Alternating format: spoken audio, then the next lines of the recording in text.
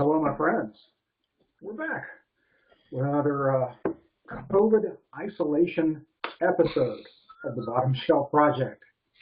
Yes. As always, I am Kerry. And with me are my lifelong bros, John and Richard. go ahead and say hi, John. Hi, John. And Richard, if you would, please bring us in with our latest offering. What you found. So today's offering comes in at the low price point of $19.99. It just fit in under the guidelines. And what we have is Bacardi Anejo 4-year Quatro. Anejo Quatro, aged 4 years. It's an aged gold rum. Mm-hmm.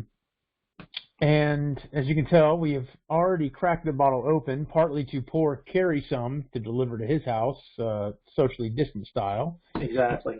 To pour ourselves a little tasting.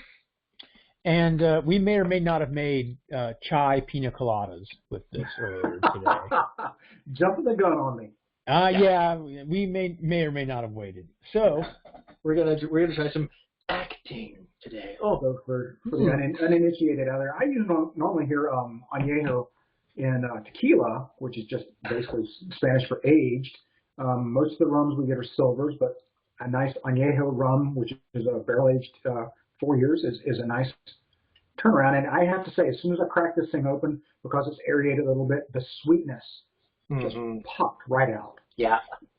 Yeah, so we'll give you a little info from the back of the label here. Age for a full 4 years, not 3.5, not 3 3/4, a full 4 years. 5 is right out. 5 is right out. Under the Caribbean sun, with notes of mild vanilla, toasted oak, clove, and honey. The perfect rum to enhance your classic cocktail. Now, just like our previous offering, the described tasting notes or nosing notes on this are pretty similar. I don't pick up any oak, but vanilla, honey, clove. I get the oak. I definitely oak. I get green banana. Let's if you get underripe bananas and crack the skin, that's the scent that I'm getting. Oh, rub some of that on your hands. Oh, this is a good cologne. Oh, yeah. Beard softener. Have you been drinking? No, officer. I've just been wearing cologne. That's right. Yeah. You don't get the oakiness off that, Kerry? My disagreement with the tasting note is the word mild on the vanilla. To me, the vanilla it's comes pronounced. Like, if this is mild vanilla, what do they think strong is? Like vanilla extract? And by the way, that's a compliment. I like vanilla notes in rum. I do. I know a lot of people say that's boring, but that's what I like. I like a good vanilla note in a rum. Yeah, I agree wholeheartedly that the notes on the nose are pronounced. They're up front. It's no nonsense. Here it is. And they're not unpleasant. There's none of those off ethanol, acetone notes of any kind whatsoever that you can get in a cheap whiskey. No idea if they've caramel colored this or not. A little clear. Got some golden color to it. Well, I kind of jumped the gun, but let's go ahead and do this. Cheers. Kanpai.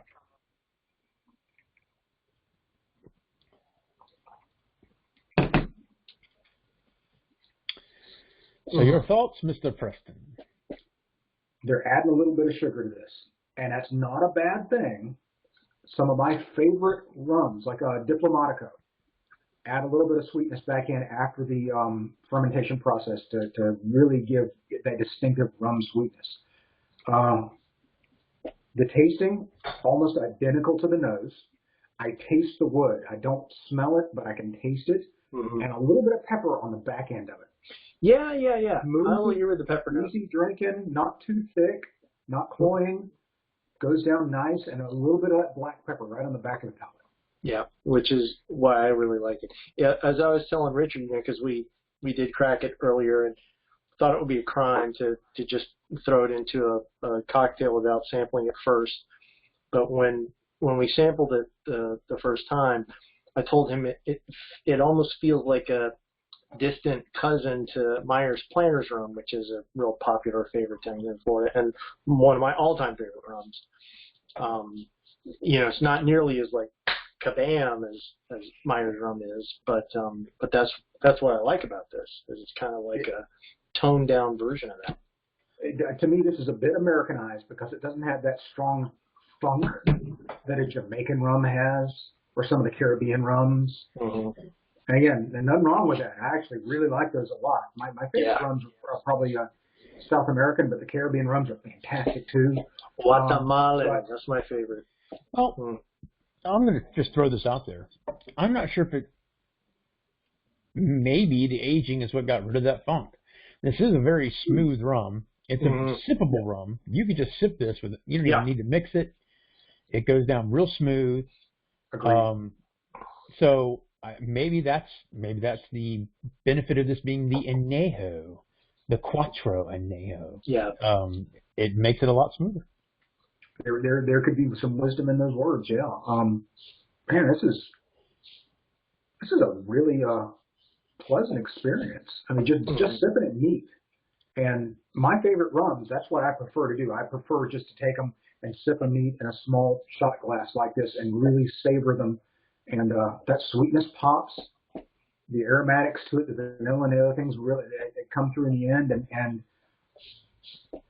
I agree, it's a smooth drink. That's a hug for your tongue. And one other thing to think about, because this has a little bit of presence beyond just a white rum or silver rum, this would be pretty doggone good for some baking. Some rum banana bread. Or some rum cake. Or some rum cake. Yeah, my grandmother used to make a rum pound cake. She called it drunk cake. That would get my mom's nose red. Dropped your ass to the floor. Yeah, and it was primarily a butter vanilla type cake, saturated with rum. This would really complement something like that. Basically, a pound cake that's with a little extra vanilla with rum in it, and that would make for a happy holiday. And then we cheat and put a lemon icing right over the top of it. Lemon glaze. Yeah. But compare this to some of the local boutique stuff that I've had, like, for instance, our St. Augustine rum. Oh, I'd choose this all day. And I could see so many possibilities that the only limitation is your imagination. You could take this in so many different ways. I could even see this being made into like a cream-based cocktail. Like a horchata. Some eggnog? Like a horchata with rum and cinnamon. Oh, yeah. Oh, my goodness. Yeah, good call, Rich. Creamy, cinnamony with some of these flavors. Woo! Yeah. Horchata or eggnog with this in it would just be... That's the express lane to some bad decisions.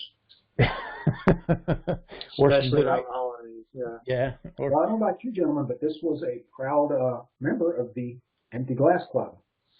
As we've been talking, I've just been steady sipping on that stuff. That's a fine bottle.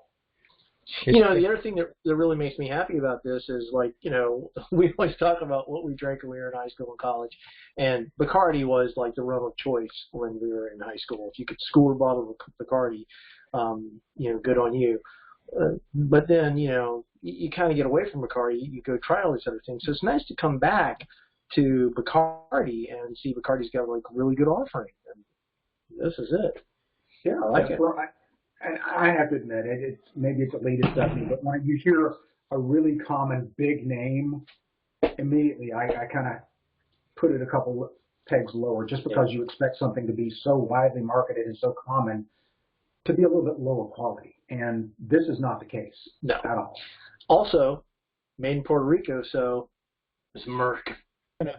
I'm going to throw you some trivia knowledge here. This was actually bottled in Jacksonville, Florida. Get right out of town. Really? Yep. Jacksonville, right, beautiful Jacksonville. It's everything I've ever wanted. Rich caught the reference. Here's to you. Well done, Richard. Capital city of Florida, man. Well, there you have it, folks. I think that's 3 thumbs up from us on this one. Definitely. Enthusiastic. Definitely. 3 enthusiasm. Now, before we go, this does have me worried because our last 2 or 3 have been fairly good thumbs up, which means Oh no, don't worry. we're due for some evil. That it's coming to an end. Yeah. I still have this vodka that needs to be tasted. Hey, that's right. And if you listen, you can hear some ominous thunder on the horizon from this home office as well. Because I've got 2 or 3 things lined up that are going to just waylay to you gentlemen. In the American whiskey category alone, I've got about 4 different selections that I think will make some fine bottom shelf episodes. all right, well, just be careful. You sow what you reap. So it's just like judo. Anything you do is going to get done back to you. So yeah, I am fully prepared.